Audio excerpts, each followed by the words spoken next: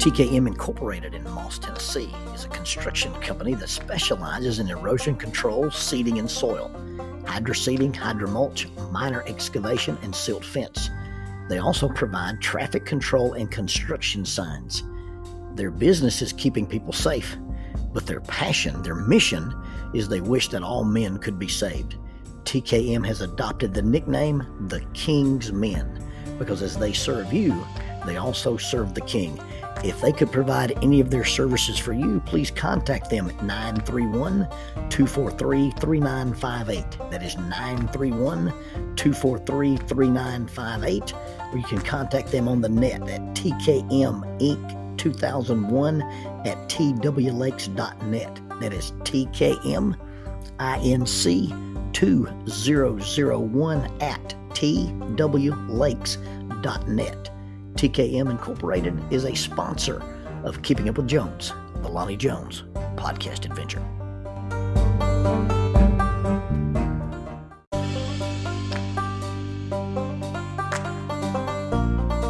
SJ&L General Contractor specializes in asphalt, demolition, concrete finishing, and heavy hauling. This family-owned business is licensed in Alabama and Tennessee. You can contact them for any of your construction needs. 931-433-4660. That is 931-433-4660 or 3Ws and a dot, sjnl.com, www.sjnl.com. SJ&L General Contractor is a sponsor of Keeping Up with Jones, the Lonnie Jones podcast adventure.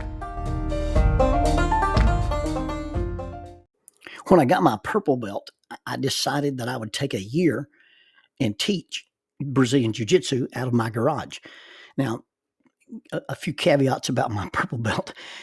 Number one, I never expected to have a purple belt. When we first started training Brazilian Jiu-Jitsu, we didn't even know any ranked players. The highest ranked guy we'd ever seen outside of, Johnny Lee Smith running his gym and meeting Rickson Gracie one time was this blue belt came over from Atlanta and trained with us. And if we'd met a purple belt, it would have been, equivalent to seeing Jesus walk on the water. So I never expected to have a purple belt. And again, another caveat about my purple belt is I'm not a competition level purple belt. These guys that do competitions, and they're a different kind of animal. They're a different kind of mindset. I'm a mediocre jiu-jitsu student. I'm not an expert at anything, but that purple belt meant something to me. When we first started training, we didn't know any ranked players. The highest ranked guy we knew was Johnny Lee Smith because he owned the gym. And I got a chance to go to Coleman one time and shake hands with Rickson Gracie. I never got to train with Rickson. I just got to meet him. And then we had a blue belt from Atlanta that would come over and train with us some. And so in those early days, it was, beyond even our wildest imaginations to have a blue belt, much less at some point in your life have a purple belt. You can watch my purple belt promotion. Brandon was very benevolent and made a little YouTube video. Just Google Lonnie Jones purple belt. But anyway, I decided that I would take a year and teach Brazilian Jiu-Jitsu out of my garage. Now, the summer that I got my purple belt, I had guys coming over and helping me drill. My next door neighbor, Shay, Stephen Weber, Troy Farmer. We were in North Carolina one time and I was doing these drills and I had to turn in 200 reps. And I told Ben, I said, hey, Ben Hayes, I owe 25 reps on this class that I'm taking. And we cleared out a hotel room and he let me do an inverted entry into a triangle choke in this hotel room. It was terrible. But a lot of guys helped me get through these classes and do these things. And so when I got my purple belt, I was gonna teach private lessons out of my garage. In the old days, you could open your own gym if you had a purple belt. That's not true anymore. There are so many black belts around that it's kind of expected that you have a black belt to be a gym owner or to run a gym. But I started working out with a young man named Wesley Widener. And you've heard me talk about Wesley before. And Wesley's the son of one of my dearest friends. In fact, Wesley has a brother named Riley. And I think the world of both of those young men, and especially their dad and their mom. But Wesley would come over. And every day that he was coming over on Thursday nights. And every time he was there, we would be rolling around on the mat or doing some drills or just, sparring or something. Well, he'd get up and walk over to the garage wall. And I've got this old stopwatch that hangs there. And he would get it and look around at it. Now, I bought this stopwatch when I bought my rock climbing simulator. I have this, it's called a Metolius simulator. It's a molded polymer and resin sand thing. And it's got these hand grips. And working out with this thing, you hang and you hang 20 seconds from the big holes, and you hang 15 seconds on the medium sized hole, and you hang 7 seconds on the little bitty holes. And you basically are training your finger and your forearm strength, and you hang to failure. And I had this elaborate system of bungee cords set up so that it would assist me in holding on to the little stuff. And I would hang this old stopwatch up and start it and time myself in these hangs.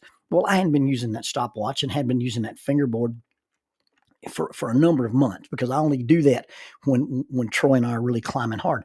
But every week that we were in the gym, Wesley would get up and go mess with this old watch. Well, I told Jackie one night at supper, I said, I don't think this young man's ever seen a watch like this. It's an old analog stopwatch. And I said, I think he's fascinated with it. It's an antique. He's working out in the gym with an antique dude, and I have an antique stopwatch. I said, next week when he gets up and starts messing with it, I'm just going to give it to him. I'm just going to let him have this old stopwatch of mine. And so sure enough, the next week rolls around, and Wesley's there, and we're working out and we're training. I don't even know if it's in the middle of a round or something. We take a break, and sure enough, he walks over to the wall and he picks up this old stopwatch and he's looking at it. And I said, do you like that stopwatch? You seem to be fascinated with it. Tell you what, why don't you take it home? It's my gift to you. And he looked at me like I'd grown a second head. He goes, no, I don't like this stopwatch. It has an alarm that goes off every week and it bugs me to death. And my stopwatch had some kind of preset alarm, and it would go off every week, and I couldn't hear it. Wesley could hear it, but my hearing is so bad, I couldn't hear this watch beeping. And so week after week after week after week, this alarm is going off, and it was driving this young man insane. And I couldn't hear the watch alarm, but Wesley couldn't hear the watch ticking. And what I mean by he couldn't hear the watch ticking is I knew that my time working out with him and us spending these Thursday afternoons was limited. First of all, I knew our training was going to be interrupted when he joined the police academy, because you couldn't actively roll and be in the police academy because, you don't want to get somebody hurt just goofing around with a sport and then ruin your career. And then I knew that after he got out of the police academy, he would have, better opportunities to train and informal training. And he'd get involved and he would be on second or third shift. And I knew that at some point, his destiny would take him far away from hanging out with an old man in his own garage at his house. Little did I know that Destiny was actually Destiny, this the young lady that he married. And now they're going to have a baby. And I don't want you to be sad, and I don't want Wesley to hear this and think that it's sad. It's part of life. But I couldn't hear the alarm, but he couldn't hear the watch ticking. And the same is true with everything. The first people that I taught to climb, I could hear the clock ticking because I knew they would graduate high school and go on to college. I knew that when I was involved with my youth group and spent an incredible amount of quality time with the young men and the young ladies, traveling and going and doing, the clock was ticking.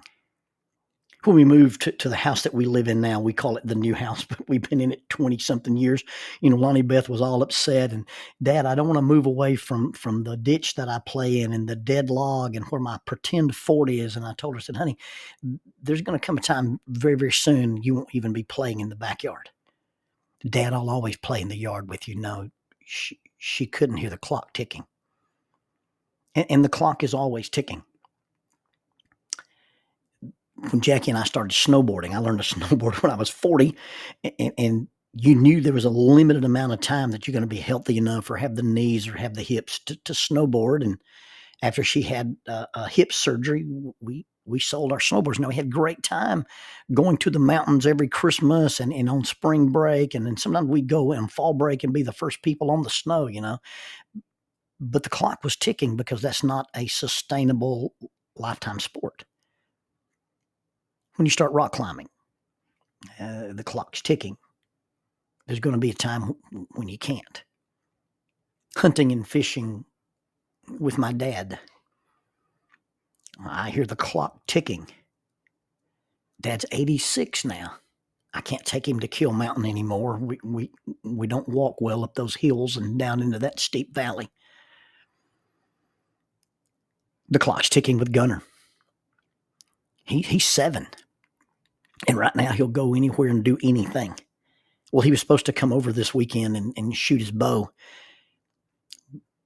But the ball game came up. And at some point, hunting with me or fishing with me or hanging out with me, yeah, but Papa Jonesy, I've got a ball game. And Papa Jonesy, I've got a girlfriend. Papa Jonesy, I've got and the clock's ticking. The clock's ticking with me and Jackie. We'll be married 39 years this year if we both make it to December the 22nd. And when you get married, you stand in front of the preacher and you stand in front of your friends and you stand in front of loved ones and you stand in front of God. And they say the words, till death do us part. Well, inherent in that agreement is one of us is going to leave. I can hear the clock ticking. I'm guilty of looking at the clock when I do rounds in Brazilian Jiu-Jitsu. And if I go to Decatur, sometimes those are 8-minute rounds. And you get out on the mat and you've done several rounds and you get under somebody or you get a hold of somebody and they're a difficult opponent. I'm guilty of looking at that clock and seeing how many seconds I've got left. I roll in the police gym with Column or Jerry King or Kevin Primo, and you look up at the clock and you think, okay, when is this going to be over? When I run, I'll have my clock set and it'll say, do these intervals and run for so many sustained minutes. And I always try to run and not look, but I always do. I look and see how many seconds I've got left. And I find myself looking at the clock. Stop looking at the clock while your kids are babies and infants. And when will this end? When will they quit crying at night? When will I be? Because in just a few short seconds, that little baby that just sits in your lap and snuggles with you and lets you hold them while they have the hiccups will start crawling. And they more than often crawl away from you, not towards you. And quit watching the clock when your kids are teenagers and your life is chaos and it's difficult and you have to take them here and you have to take them there and you have to go to ball games and you have to go to tournaments and you have to go to recitals. Stop watching the clock. Stop looking at it and wishing it to go away, but just be mindful that it is ticking. The clock is ticking on our health. The clock is ticking on quality time we spend with each other. The clock is ticking on our ability to go and to do and to make and to have.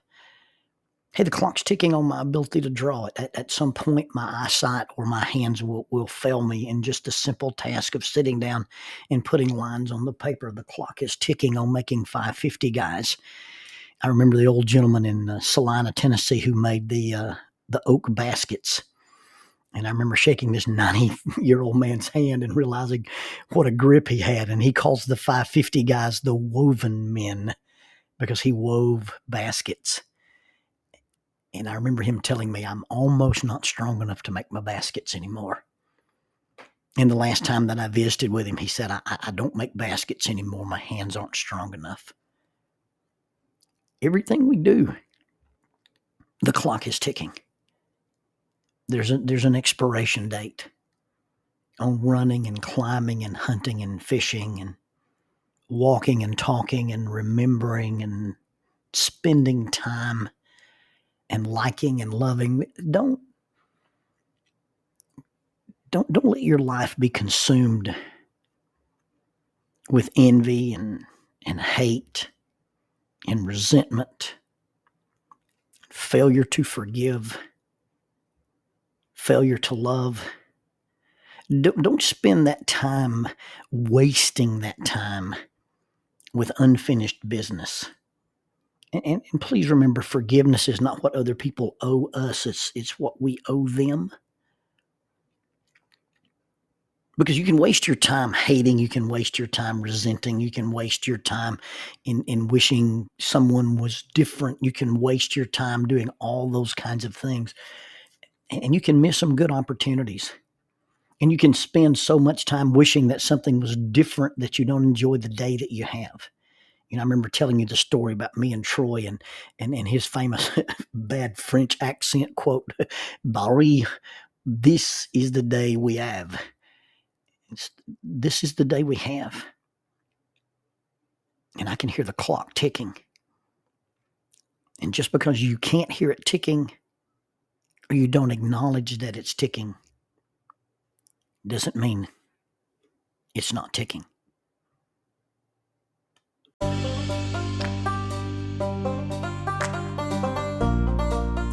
Using the tool of shortwave radio, World Christian Broadcasting literally covers the world every day with the gospel. They use 2 large curtain antennas. One is located in Anchor Point, Alaska, and the other in Madagascar. They send out messages that are recorded at their international home in Franklin, Tennessee. They make available 40 hours of broadcast every day. The broadcasts are made in English, Chinese, Russian, Spanish, Portuguese, Korean, English for Africa, and Arabic. They would love for your group to visit them. You can bring your ladies group, your youth group, or your men's group. Just give them a call at 615-371-8707, 615-371-8707, or you can go to worldchristian.org, find the Donate Here button, and make a financial contribution to support this work that literally covers the world every day with the gospel. World Christian Broadcasting, in cooperation with Keeping Up with Jones, the Lonnie Jones podcast adventure.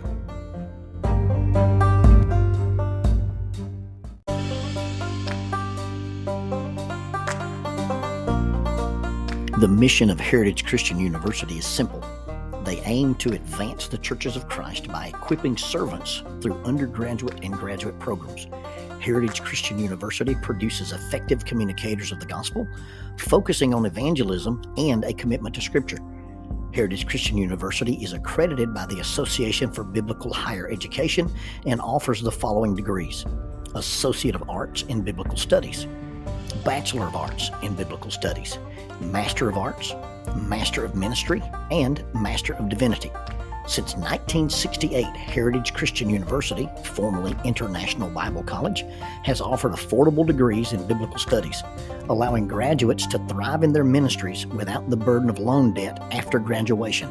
For more information about Heritage Christian University, visit www.hcu.edu. That's 3 W's and a dot. hcu.edu. Heritage Christian University is a sponsor of Keeping Up with Jones, the Lonnie Jones podcast adventure.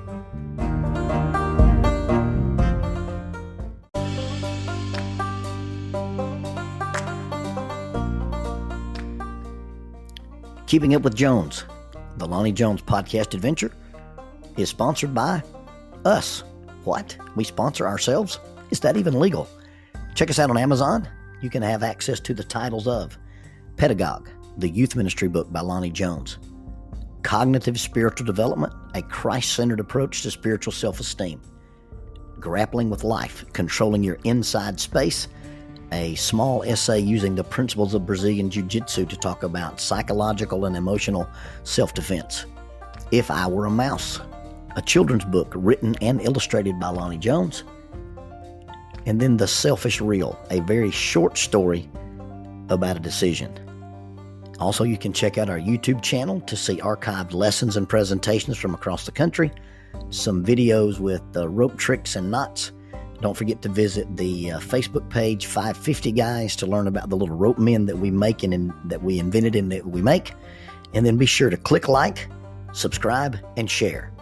This is Keeping Up with Jones, the Lonnie Jones podcast adventure.